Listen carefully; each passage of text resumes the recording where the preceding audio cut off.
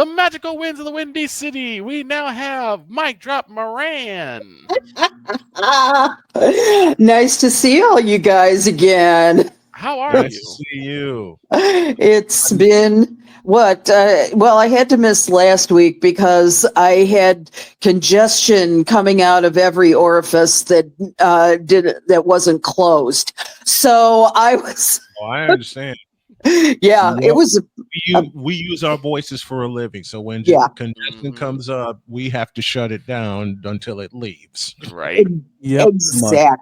Exactly. So we got lots and lots of rest. My baby Lev was my nurse and chief caregiver, and they always know something's wrong when I don't eat, because there is not a time in the day that I don't like eating. And and so when I'm like, oh, I don't want dinner, no. There's something wrong. Same thing with Jody and I. When Jody is when I offer something to Jody and she didn't want to eat it, I know there's something wrong with her. I know there's something wrong with her stomach and she doesn't feel well at all. Yeah. And she knows this. She knows the same about me. So we're glad that you're back. We're glad that you're healthy. Thank you. We're glad that you're back with us. Doing well. Thank you so much. Gotta talk about my Mr. man, Sandberg. Ryan Sandberg. Mhm. I came into sports broadcasting when he was almost at the top. It was in 1989 when I covered my first Cubs game, and Rhino, it was like, already he was a living legend. From day one, he was a living legend. But guess what? In those days, he was a very quiet living legend. He did not come into his own until his second wife, Margaret, got a hold of him and started giving him real lessons in how to speak with the press. When I saw him, my program director, the sports editor at UPI Radio, who I was doing some freelancing for, said, talking to Rhino is a lot like talking to wallpaper paste. Don't expect anything out of him. Just, vanilla quotes, vanilla, everything. That's a drop. Yep. And he was like that for about the first maybe 8-9 years of his career. And then once he got divorced, he had a new lease on life. All of a sudden, here's this personality. Here's this guy who is joking with the media, becoming just his own person. He couldn't get a smile off his face, and I love seeing that about anybody. And, the thing was that from about that point on, Rhino was the person that he was always meant to be. He was always meant to be a mentor. He was always meant to be somebody who would serve as an example, as a true hitter, as a true defenseman. I mean, the man could do everything, and I'm certain that he was the reason why the Cubs won in 2016, because he came back and he started mentoring those guys. Him being in the the managing aspect of the game for the last few of his career, he was able to see guys when they were just starting out, and that was really important. So his legacy is in all the players that he's managed and advised and has given clinics for. That's really what he should be known for, not just his fantastic numbers as a Cub, not not just his ability to be that kind of a player that everybody could look up to. He was a guy who cared about the future of baseball. Man, I'll do it again. I did this at the top of the show. I'll do it here. This will bring back some memories. Once again, we go back to June 23rd, 1984, the day that Sandberg was put on the map because of these 70 seconds. Then the double or triple. Into left center field and deep. This is a tie ball game.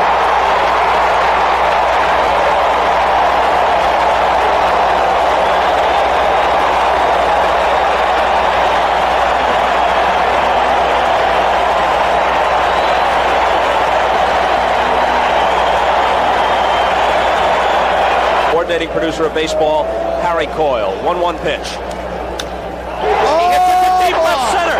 Look out! Do you believe it? It's gone!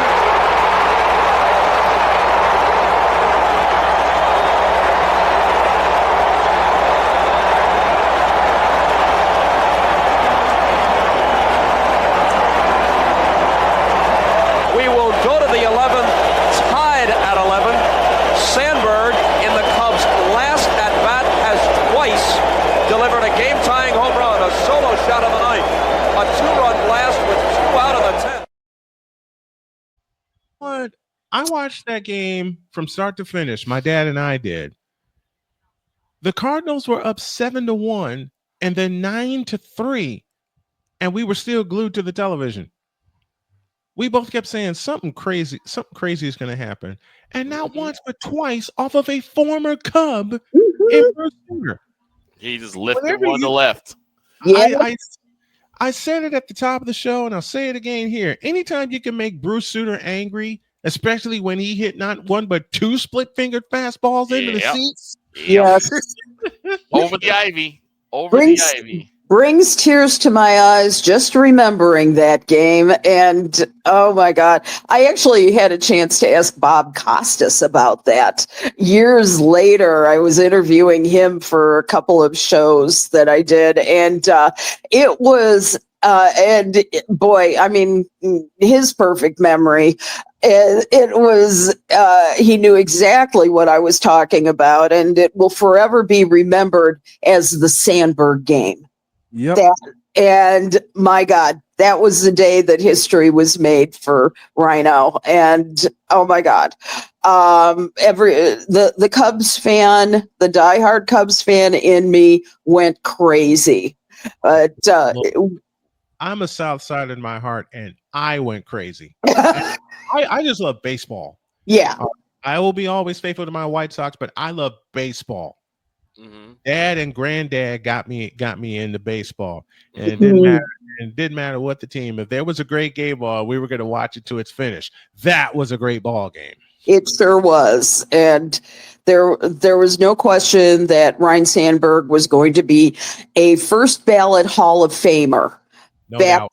You know, and it's I think so many things aligned in his life that were perfect. You know, the timing of when he came to the Cubs from the Phillies, the timing of the need for the Cubs to be a contender again because of it was only the year before that we had the Lee Elia rant about the, 500 fans in the seats and why don't they have jobs, and so the timing of Rhino being there and the acquisition of talent were, so important within that context of time, because the Cubs were about to lose it, right?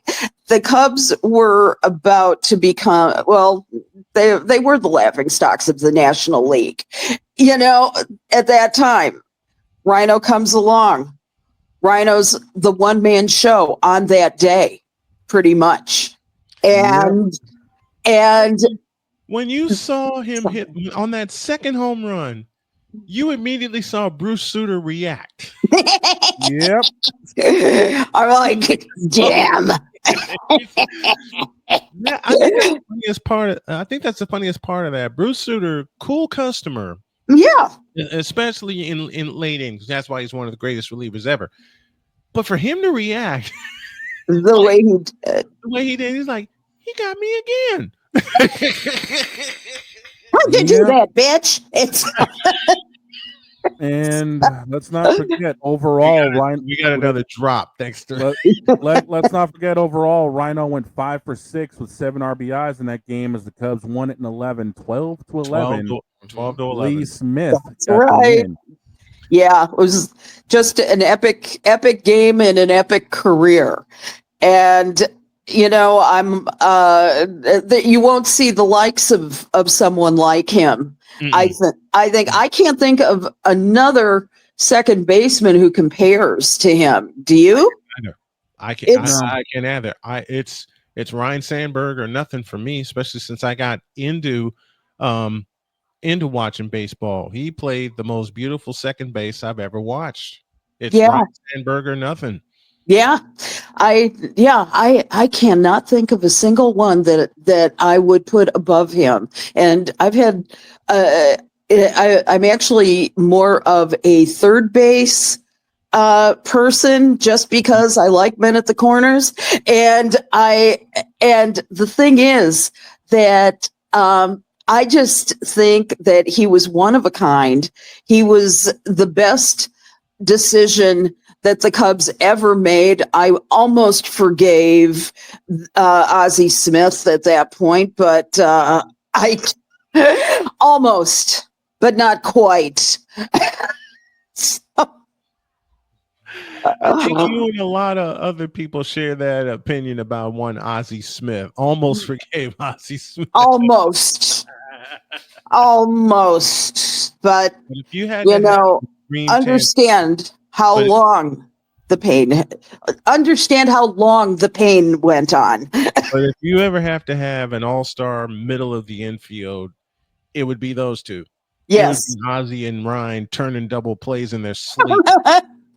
What could have been. Exactly. Yeah. They would turn double plays in their sleep. Okay. Yes. Yep. Yes. Absolutely right. Speaking of being in their sleep, your Chicago Sky on Sunday. That says it all. That laugh right there. That just says it all. I will say this about Sunday's game, and I did that game Sunday. Mm-hmm. They fought their way back into the game in the third quarter. They got to within 56 to 54. They got within a deuce. They got within a deuce, right? It forced a timeout, and then a 3 by Kelsey Mitchell sent Indiana on their way. I'm beginning to really resent Kelsey Mitchell. She's just so good. And if you notice with the Fever, they've gone to a defensive game since Caitlin Clark's out, and their offense is great, but their offense can't make up for Caitlin Clark, okay, in the end. And so now against the Sky, I give the Sky absolute credit for hanging in there, for fighting. That's the most spirit I've ever seen them, especially with like 5 players out. And they only had 8 available players. Basically, it was on Camila Cardozo and Maddie Westfeld. There was like nobody else who was, who was capable of scoring. It was really a game of being overmatched. First of all, 35 points by Kelsey Mitchell, 7 threes. I thought of you, Brian. And 5 of those 7, and the 5 that she hit, after the Sky get back into the game, all triggered runs of like 8-2 and 10-2. And as mentioned, that 3 she hit in the third quarter to extend the lead to 5 triggered the biggest run of the game. And before Coach Marsh and company can blink, they went from being down only 2 with a chance to tie or get the lead. Thank you, Jim Durham, for that phrase, to being down 14 at the end of 3. And they kept looking up, and they just couldn't get back in the ball game. It was an uphill battle for them. It was. Well, it had to be. I mean, the thing was that if they don't find a way to limit the turnovers, they had 20 on Sunday, and you had 20 and 31 points scored off of those turnovers. And Tyler Marsh has yet to address this problem. And I don't know that he knows how to address the problem. I mean, it's weird because that's one of the things that you're supposed to do, no matter who's on the court. And, you know, there was so little of a game plan, and they came so close anyway. How lucky can you get? But there was just no way that this game was going to go to anybody but the Indiana Fever. I felt okay, as long as we're not outscored by 25 or 30 points, I'll be really damn happy. Now, I used to feel that way during some very bad Cubs runs, you know, and as also, let's put it that way, the Bulls and the Mark Trestman era of football for the Bears. You know, we were getting blown out by about that much, and I'm going. And you see the pattern with some of the coaches Chicago teams have had. They're hanging there for a little while, and you mentioned Mark Trestman. Oh dear God, how laughable. It seems like you can compare Taylor Marsh's career right now to one Ron Rivera. Oh, interesting. I mean, really good on a team where he wasn't like the head of the table, and now that he is at the head of the table, it's just gone downhill. Same thing what he did with Carolina and ended up doing with Washington. Yeah, I would say that that's a relatively fair comparison. I think the difference is that Ron Rivera at least knows defense. True. True. That's true. I don't think.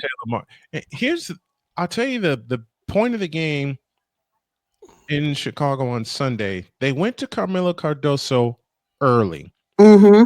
First 4 possessions, she touched the ball. Right. Why didn't they go back to her?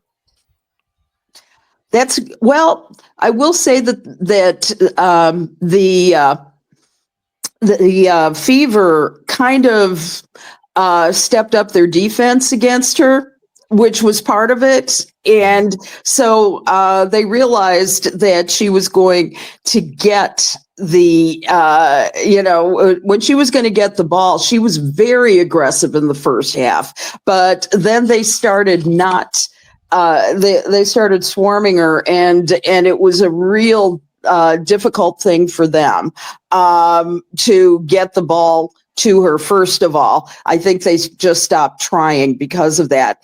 But in order, believe it or not, even with as many losses, they've now lost 5 in a row after winning that one great game against the Minnesota Lynx. They have lost every game since.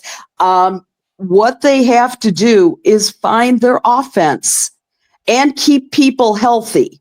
Why is it that they're not keeping players healthy? That's a great question. And I don't know why they can't keep the players healthy.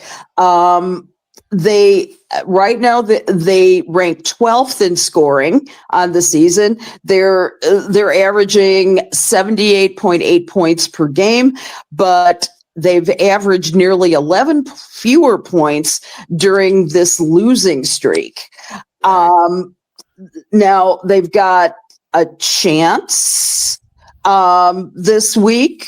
I know they're playing the Valkyries shortly, and they've got a couple of games coming up. We have not seen the injury report yet for the game. It's probably coming in right now. So hopefully, they just signed a free agent guard, Sevi Uzun, for the rest of the season, and they let Mariah Jefferson go. Mm-hmm. So they were in need of a point guard. Sevi is that person. She is a point guard. She played with the Dallas Wings in 2024. She appeared in over 40 games and made 13 starts. She averaged 4.4 points, 3 assists, and get this. This is a stat, 0.9 steals in her rookie season. I am not saying that this woman is the second coming of, say, Courtney Vandersloot. Right. It's a Turkish native. We like the fact of international play. That's good. We'll see. Yeah. I've been saying this a couple times, but I really, really, really want and I hope it happens next year. I really want to have the rematch between Sabrina and Steph for the 3-point contest. I keep watching that one, and I'm just so in awe but how smooth Sabrina's style of shooting is. And it's crazy to me because it's like people were saying, "Oh man, she did great," but think of how she would have been if she was on the women's 3-point line. I'm like, who cares? She only missed 3 shots. Look, Sabrina is a sniper. Yes, it doesn't matter if the line is 22. It doesn't matter if the line is 22 feet in the corners or 23 feet 9 inches at the top of the circle. Sabrina is a sniper. She can hit. By the way, yes, the Chicago Sky injury report has come out. Vandersloot and Atkins are out. Vandersloot's still out with a knee injury. Atkins is out with a leg. Michaela Onnerwear is questionable with a knee. Haley Van Lith is questionable with an ankle. Oh my goodness. Angel Reese is quote unquote probable with back injury. Yeah, Angel missed the last 2 games with a back injury, and you can tell the difference she makes offensively for them, giving them another big to helping their scoring. They, even though they put up 78 points against Indiana, Allie, you know better than anybody, they missed her scoring. Yes, absolutely. I mean, if you don't have Angel in there, if you don't have Ariel in there, Rachel Banham can maybe do something. She has done a pretty good job, Rachel Banham, when she's been in there. You absolutely need that Angel Reese leadership to score, and you really miss that on Sunday. I think even though they worked hard, they still looked rudderless. You agree with that? Yeah, there's no direction. Yeah, very much so. There's no personality to this team yet. They're not good enough in any area to, be a strong defensive team. The depth isn't that great. I don't think our new player is going to add to that. I have very difficult, hard feelings about it because I would love to see them just 3-4 years removed from their championship. Mm-hmm. I'd like to see them. I'd like to see them come back. Now, it may take a while, but here's what I am hoping for, and that is you've got Candace Parker Jersey Retirement Day coming up. August 25th. August 25th. I want that for my birthday present, Brian. But so that is going to be that will be the best. Because even though Candace played just 2 seasons, she brought everything that they needed for the championship. She provided the leadership. She and Courtney worked together as this amazing chemical reaction type team where she was able to inspire and lift games up in a way that Michael Jordan was able to do for the Bulls. Gosh, yes. There was no other player who was any better on that court than Candace Parker and what she did for them. Now, I would say that if they could hire her as some kind of an ambassador or an assistant or, something, get her in there. Yes. Get her in there. Yes. The same way. She needs to be a part of the franchise and not just be a retired number. Yeah. They need an infusion somewhere, and they're not getting it right now. They need an infusion somewhere. Yeah. Exactly. That is exactly what they need. And here is the main thing is how important it's going to be to the future of our franchise here, because you face it, you've got a CBA coming up, talking about a potential strike. It's got to be signed by October 31st. Isn't that crazy? Halloween. By Halloween, they got to have a new CBA in place, or it's going to be trouble. Yes, it's going to be absolute trouble. Mm-hmm. Speaking of signings, the Indiana Fever had a surprise signing also, as they signed rookie Chloe Bibby to a 7-day contract, and in the 2 games she's appeared, she's paid some immediate dividends, especially from distance, making up for the loss of Caitlin Clark. I cannot believe it. No one expected this to happen. Right. And it was, I was so surprised at how she mixed with the other players. I was amazed. I mean, Sophie Cunningham even seemed to like her. So I was kind of going, wow, she's got a future in this league. I don't know if she's going to be, however long Caitlin Clark is out. And now I think that the Indiana Fever is actually doing the right thing with her. Yes. And allowing her the time to heal. Brain injuries, I'm sure you've had them. Oh, yeah. I've had them. A couple of them, and it's at least a 30-day injury.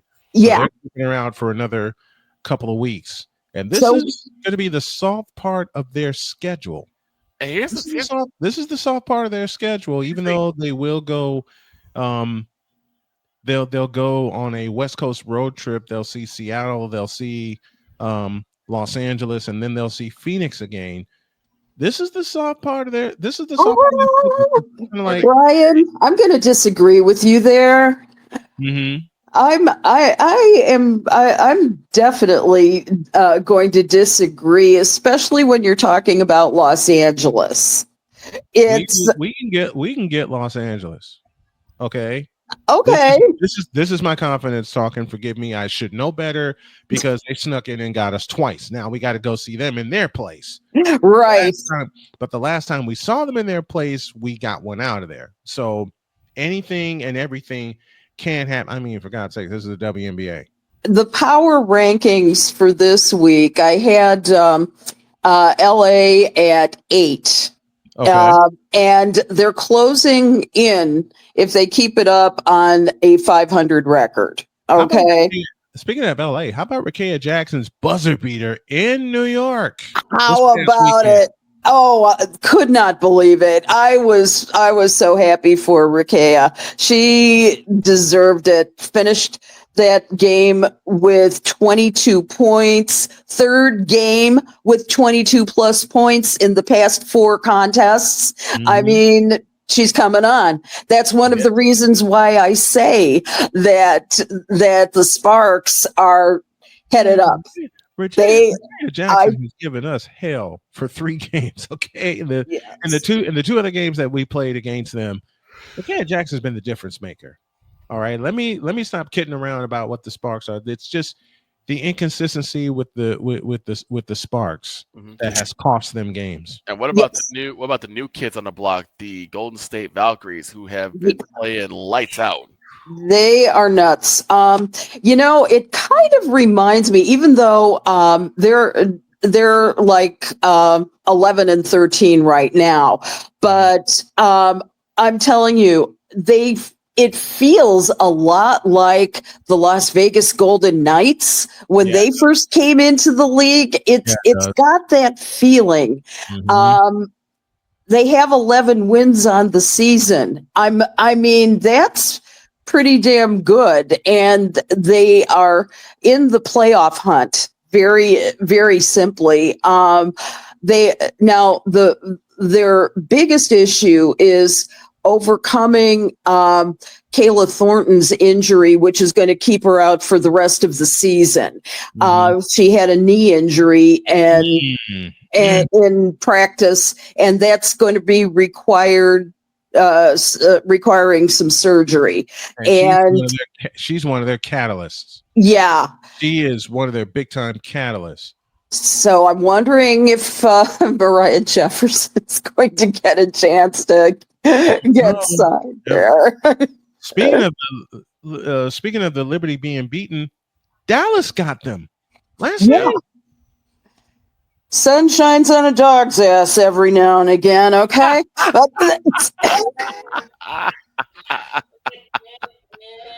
Absolutely beautiful. That's a drop. I'm quoting George Carlin there. Oh, I know. From the movie Jersey Girl.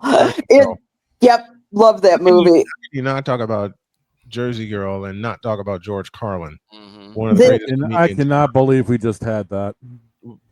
Normally it's me with the George Carlin references. Allie comes in and just drops one on us. Right? That's my job, isn't it? Yes, it is. That's why we love having you here. It's the thing about the Wings is I will say that they have shown a lot of promise. They opened their post All-Star schedule with the 24-point win over the Storm in Seattle, which is what I believe you were referring to, but then they lost their next 2. They fell to Golden State and Vegas after that. So, which probably had to be a great relief for Becky Hammon, who was wondering if she could ever win a game again. Right. And even with Asia Wilson, don't know, but the Wings have lost the last 6 of their 7 games, but they have they've got 5 of their next 6 games at home. So we'll see. We'll see what the comfort level is. This is going to be a very, very important stretch for them to see if they can rise above my number 12 rating and see if they can leapfrog over my number 11 Sky rating, even though I don't think they really deserved it this week. But after what happened in front of 19,601 on Sunday afternoon. Yep. Surprisingly, I was watching the ticket prices as they were going up and down, and at first you couldn't get a seat for under $400, right? Anywhere. And by the time the game was nearly on, the tickets were going for $14. Mm-hmm. You know, I was like, damn, maybe I should try and get there. And I was kind of like, yeah, I'm real comfortable right here. You know, I'll watch the game from home, and so that's what I ended up doing. But you know, it helped that it was, if I'm remembering correctly, it was Barbie night, right? Mm-hmm. Yeah, yeah. Was. It was, I think that the biggest thrill, though, was the fact of all of the accessibility that is not possible with the Chicago Bulls. Right. And, you know, coming out before the game and signing autographs. I mean, that was an experience for these, for all the little girls I saw in the stands, and the fact that they could see this on a very large scale for WNBA basketball. That was the best. Isn't that amazing though to see? Isn't that amazing though to see that? To see all the accessibility that the fans can have, the real fans of the WNBA can have. That made such a difference to my, even, you know, we used to take Lev to the games when Lev was very little, and they were so excited before and after the games, getting autographs from like, they would set up a little booth at Allstate Arena back then, and I'd stand with her after I got done with my interviews, and I'd be like, "Okay, honey, you go. Don't mind me." Right. And so, look who I got, you know, and so I said, "That's the only way you're getting autographs, because I can't get them, honey. My credential's going to be revoked." So. Mm-hmm. I went to one of the first times I saw the Fever in the Sky play at Allstate Arena. I didn't realize who I was chatting it up with until someone told me. But I had like a good 20-minute conversation with, I don't know, Tamika Catchings. There is only, and Allie had come in right after I finished that conversation. Why like this? And Allie comes up, and I'm setting up shop. Allie comes up to me and said, "Do you realize who you were talking to?" No. Like, that's Tamika Catchings. That what? Right. Yep. Somebody being a star, and Tamika is one of the greatest people in the world. She is. She just came out and talked. She came right up and talked to me. Yeah. 20 minutes. You know, she was. One thing that was really cool was I took some lessons in ASL and finger spelling, because she is deaf, and you know, she is my hero for that reason. And the thing was that I could do the little hi. Mm-hmm. High sign, and so she did that back at me, which was really very, very cool. And it was, I didn't realize who it was. Because I was focused on business. I was ready to cut, and it wound up being a damn good game. I think that game, one of the games we covered that went overtime with those two teams. I didn't realize who that was until I saw number 24 get on the floor, and I'm like, why? That's like, and I leave y'all with this. It's like the night I met His Airness at Chicago State, because his son Marcus was playing at Whitney Young at the time.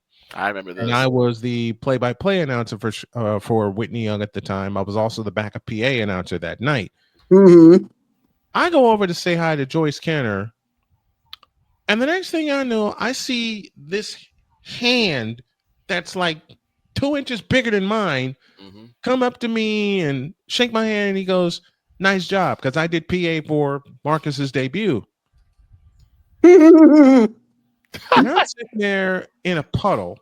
He called me after this. I went back to my seat, and my partner, Paul Harris Hertel, said, "You just met Michael, didn't you?" "Yep." "You shook his hand, didn't you?" "Yep." "You're not talking for the third quarter, are you?" "Nope." That's the only time in 30 years where I was quiet for an entire quarter, and I It's had like a good meeting reason. God.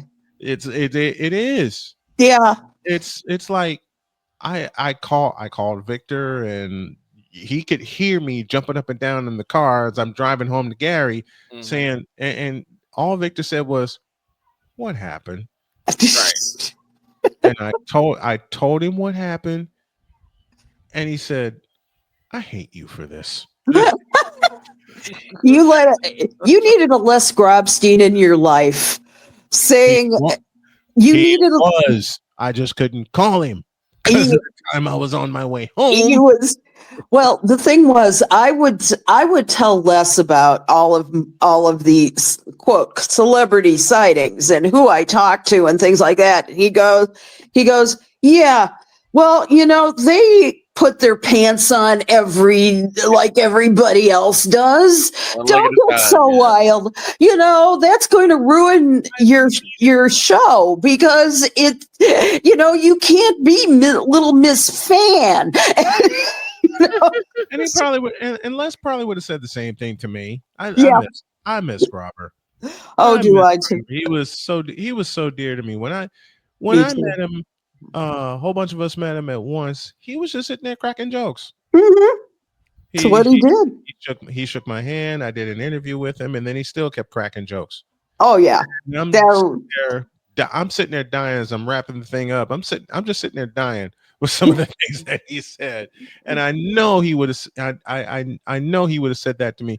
"Well, they put their pants on a different way." This is Michael Jordan, dude. Yeah. I get that. If there was ever a time I can make an exception, that would be one. Yep.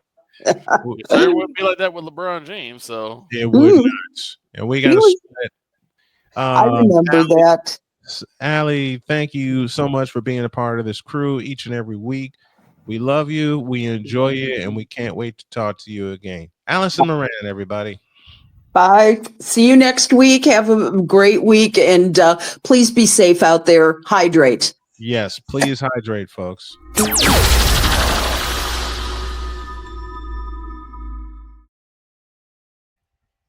I shock a lot of people with the day I met MJ. Have a great day. God bless. Remember to make your next move your best move. And always remember, if your dreams don't scare you, they are simply not big enough. And don't let V Jojo's actions scare you, please.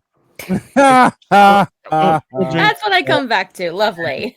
Don't dream like that. And don't dream like Aaron Rodgers either. I'll just call you the cute queen again. Follow her at twitch.tv/Genevieve_Yoso. So listen to him. Don't listen.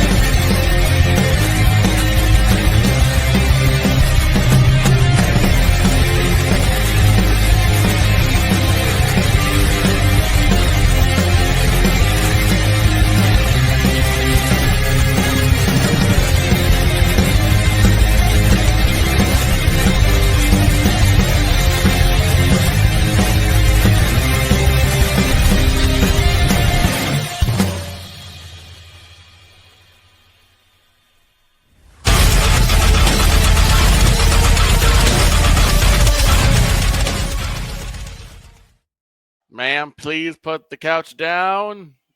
Follow the cute queen, and Victor, I'm paying your ass back for what you did to me earlier. We're out of here. See ya.